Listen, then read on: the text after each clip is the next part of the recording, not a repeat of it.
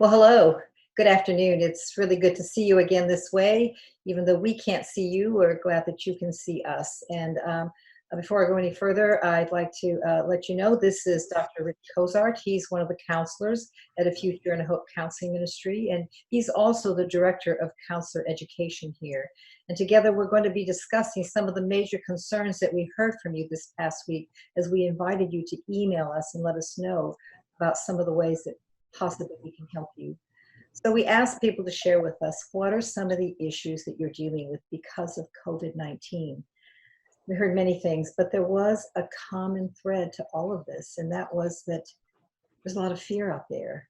We would call that anxiety or worry, but it's all the same thing. And so, Rich, I want to hear from you a little bit about your perspective on fear, anxiety, and worry. Sure, it's good to be with you today, Pat, and for all of you who are viewing. When we understand fear and anxiety, the best is to see it as, I would say, first, rational and irrational fear. Rational fear is a real threat. It's actually a gift to us.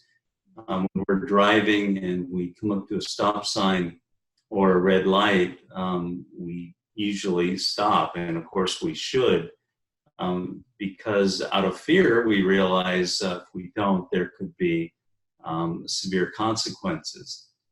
So in that sense, fear is a good thing. It helps us to survive. It helps us to avoid certain dangers.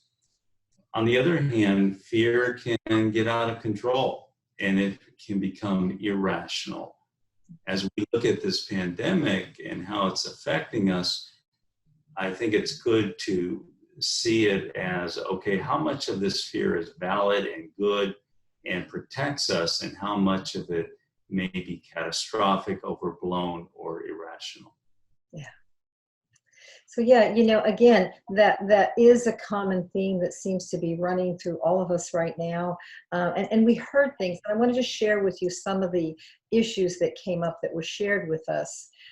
One person said it seems that the biggest issue that we're struggling with is that fear of the unknown. We don't know what's going to happen to us in the future. Will we have jobs? Will our income and lifestyle have to change? Is our marriage going to survive this?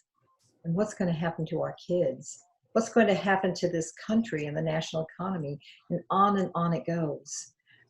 These cares and these concerns seem to be dominating all of our lives right now. And they're really kind of robbing us of that joy that we once had.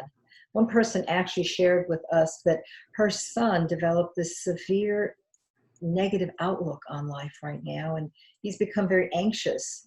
He's a senior in high school, and he's wondering if he's ever even going to have a graduation. He said he actually told his parents, and what about my future? Will I be able to even go to college after working so hard and studying to get accepted into a college? Will I even have a career in my future or any kind of a normal life? Another woman shared that this staying at home has really caused she and her husband to become isolated from one another.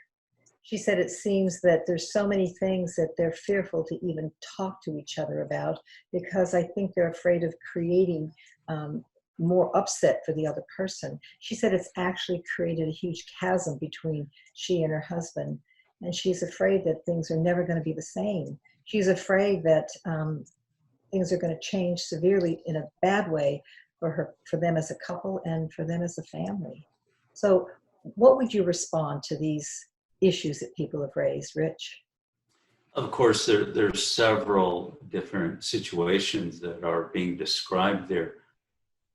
I would address them first of all, in a general way by saying, I want to accept, first of all, those things that are valid fears, valid challenges that I have connected with this pandemic. So we want to have this feeling where we try to normalize our emotions. We accept the realities that are there. And then the next part is to make sure that we're rational about the fear. Okay, what are these things that are real, and what are the ones that maybe we're blowing up and that we're thinking catastrophically about? And then once we identify the real fears that are rational, that are actually there, putting together, I would say, a plan to get through these particular challenges, whether it's homeschooling, whether it's about work, whether it's about managing our limited finances, or perhaps being an encouragement to those around us. So we want to be careful about the level of emotion, negative emotion that we're exhibiting and feeling, and yet sort of balance that with my practical plan of how I'm going to work through these problems.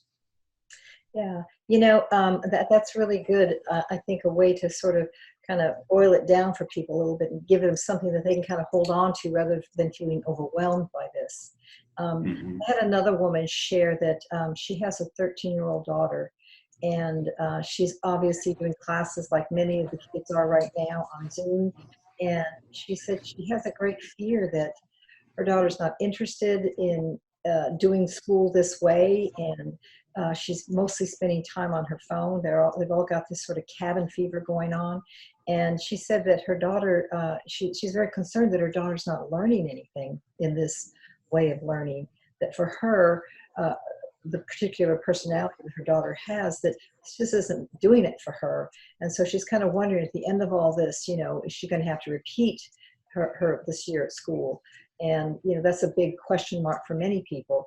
And she said that she's actually getting to a place herself, the mom, that she's feeling very disheartened with all of it. And she really actually got tearful as I was talking to her, because she said, I just don't know where this is going to end and how we will end up, how my daughter will end up. And so, I suggested to her, and I want to kind of get your feedback on this because, we both do a lot of counseling. I suggested to her that she, try to turn this around in kind of a positive perspective. I said, I know you're afraid and you've got a lot of fears that, you don't want to burden your 13-year-old with. I said, so why don't you approach her with kind of a sense of adventure about this? Let's do this together, she could say to her daughter. Let's sit down and let me kind of help you with this. Let me kind of help you through your studies even after you're out of your class situation on Zoom. And, we'll do it together. We'll get through it together, and when we're all done, then we'll do something special, just, kind of celebrate that we got through it successfully together.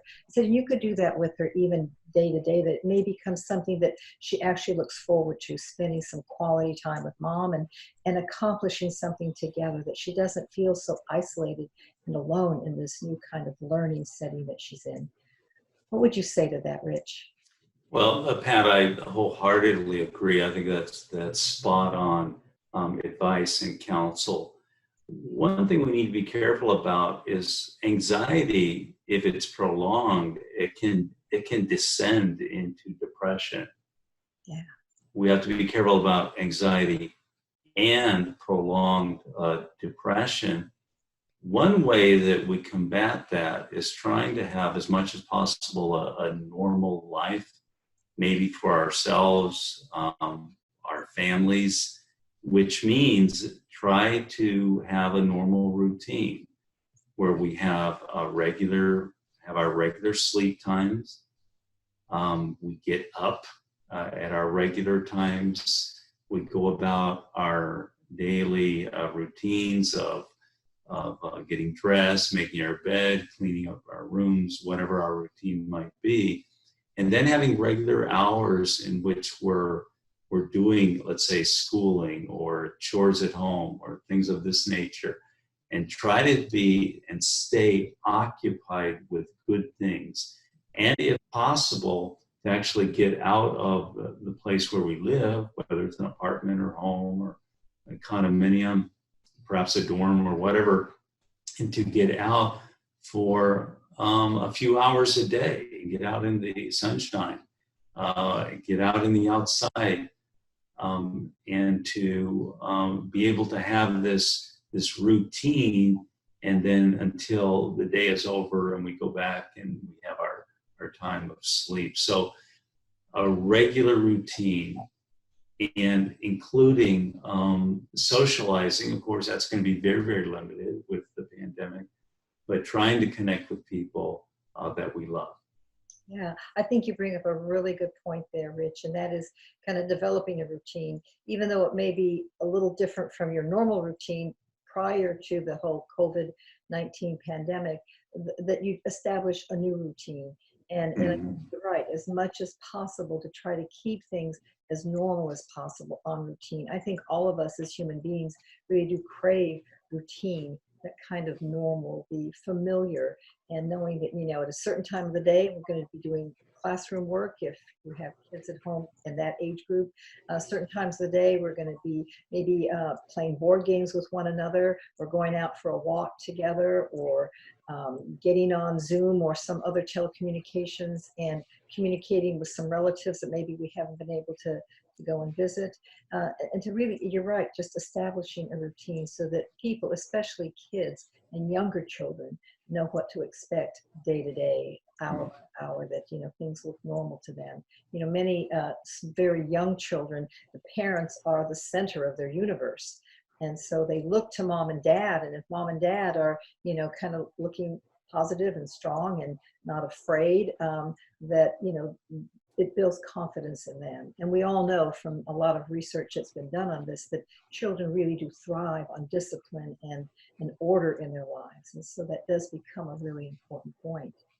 So what kind of tools, Yes. I wonder, Rich, would you recommend to people in terms of, dealing with some of their fears? There's many tools out there, many resources, books, things that they could avail themselves of. What simple things would you recommend to people who are struggling with fear? Yes, of course, there's a lot of written and media material for anxiety and things of this nature. I would say, just in terms of our time here together today, to number one, assess your mood. Assess your mood. I'll ask myself 0 to 10, 10 being the happiest I've ever been in life, and 0 being the worst I've ever felt. What is my mood level? And assessing our mood level helps us to feel more of a power and management over it. So if my mood level is, let's say, 4 out of 10, that's somewhat low, obviously. And after I assess my mood level, the second thing is I ask precisely, what is it that is suppressing my mood? What is it exactly that I'm worried about today? And it could be something having to do with this pandemic. It could have something to do with money or health or relationships, something of that nature. And I try to choose the one that's causing me the most problem. And then I attempt to evidentially, behaviorally, and practically address that problem and do the best I can to correct it. Mm-hmm. It's not correctable, to accept it. And then I go on with my day. And that seems to lift my mood. Yeah. So, yes, so I assess the mood. I try to identify the fear, address the fear the best I can, and or accept it. Yeah, what I'm hearing you say is really to kind of tell the truth about it, sort of identify the elephant in the living room, and Mm-hmm. to skirt around it or pretend it's not there, to avoid it, to really sort of challenge yourself to be truthful and tell the truth about what's going on with you emotionally, and kind of assess, what is the biggest issue for me right now? And then, as you said, tell the truth. Can I change it? Can I adjust it? And if so, what do I need to do? And that really is just being kind of honest and sort of taking a very proactive approach to dealing with those things. Yeah. Yes. And no matter what our situation is, even in the most extreme and dire circumstances that we face, we, I believe, can hope and be optimistic about the future and realize that things can get better. So if we or somebody close to us are suffering in a very severe way during this time. Let's see what we can do about it. And those things that cannot be done, let's accept those, and then be as optimistic and practical and hopeful as we can be, especially for ourselves, but also for those around us who depend on us for encouragement.